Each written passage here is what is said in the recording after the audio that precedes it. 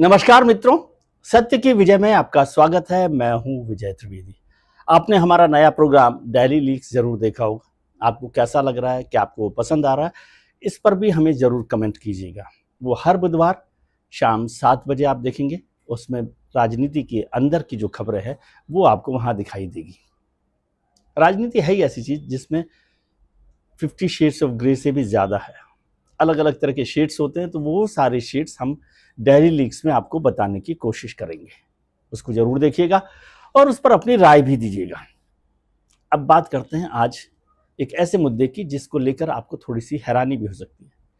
हिंदुस्तान में इस समय बहुत सारे परिवार हैं, हजारों परिवार नहीं, लाखों परिवार हैं जिनके बच्चे विदेशों में हैं।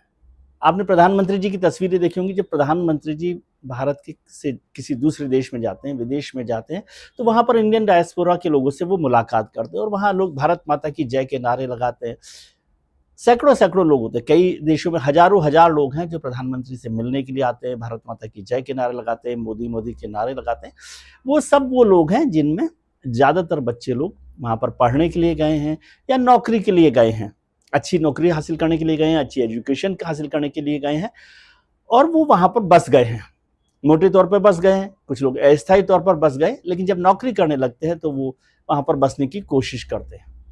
लेकिन इसके अलावा ऐसे भी लोग हैं जो अरबपति हैं, मिलियनर्स हैं, वो भारत की नागरिकता छोड़कर वहां पर दुनिया के अलग अलग देशों में बसने लगे हैं। जिन लोगों का पहले जिक्र किया उनमें से ज्यादातर लोगों के पास तो इंडियन सिटीजनशिप होती है, यानी वो भारतीय नागरिक होते हैं और एनआरआई उन्हें कहते हैं। हम इंडियन डायस्पोरा के लिए करते हैं।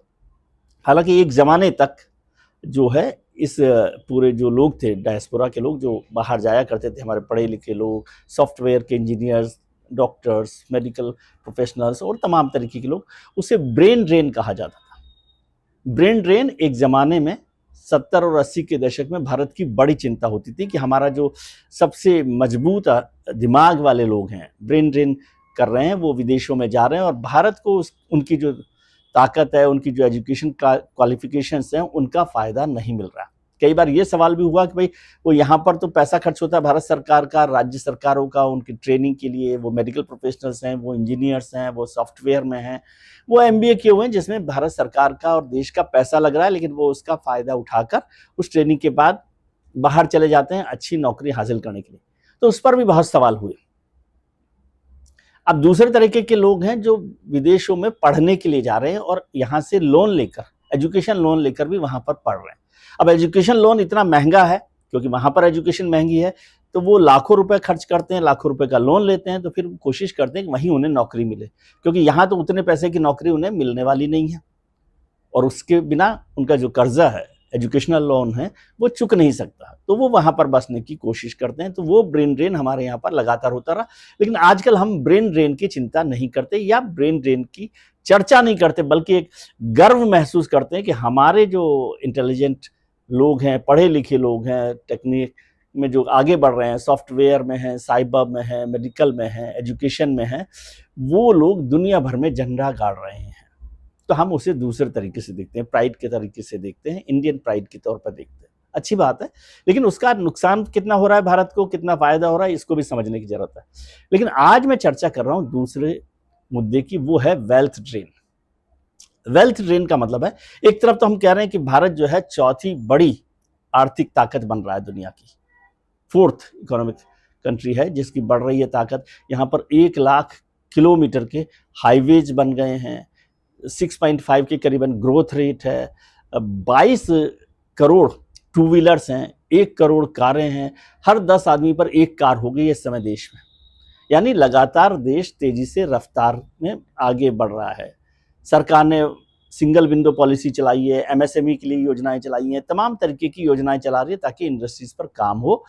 लेकिन जो हमारे अमीरों में भी अमीर लोग हैं, रिचेस्ट लोग हैं, जिसे कहा जाता है हाई नेट वर्थ इंडियंस, जो हैं हाई नेट वर्थ इंडियंस, वो लोग भारत छोड़कर दुनिया के दूसरे देशों में बस रहे हैं और वो भारत की नागरिकता छोड़ रहे हैं।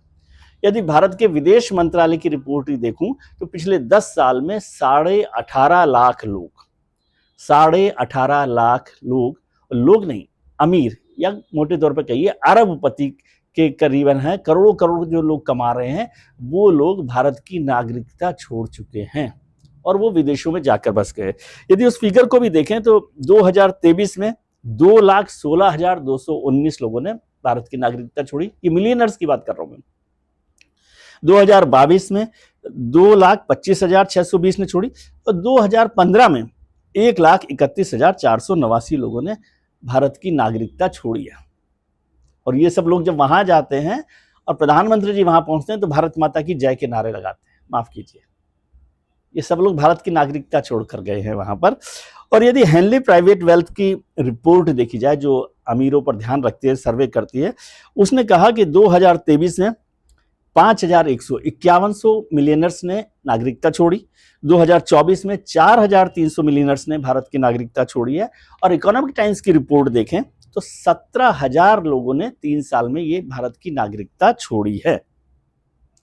दुनिया के 135 देश ऐसे हैं जहां पर वो सिटीजनशिप लेने के लिए इच्छुक रहते हैं, वहां पर मिल रही है। यानी दुनिया की 135 देशों में भारत की जो नागरिकता लोग छोड़ते हैं वो वहां पर लेते हैं और उसमें अलग अलग तरीके से नागरिकता मिलती है। कहीं पर आप इन्वेस्टमेंट कर रहे हैं तो उससे मिल जाती है। ज़्यादातर जगह पर $2.5 लाख से $5 लाख तक की इन्वेस्टमेंट के बाद वो आपको वहां पर नागरिकता मिल जाती है। इसमें बहुत सारे देश आगे बढ़ने वाले देश हैं। आप न्यूयॉर्क में जाएं, लंदन में जाएं, न्यूयॉर्क के ट्रंप टावर में भारतीय अमीर लोग रह रहे हैं। सिंगापुर के फाइनेंशियल पार्क में भारत के अमीर लोग रह रहे हैं। लंदन का जो मेफेयर अपार्टमेंट है, जो सबसे महंगा अपार्टमेंट माना जाता है, वहाँ पर भारतीयों का कब्जा है। अपार्टमेंट में वही सब लोग रह रहे हैं और उनमें से ज़्यादातर लोगों ने भारत की नागरिकता छोड़ दी है। ज़्यादातर लोगों ने छोड़ी है, उसकी वजह क्या है? एक बड़ी वजह है ईज ऑफ डूइंग।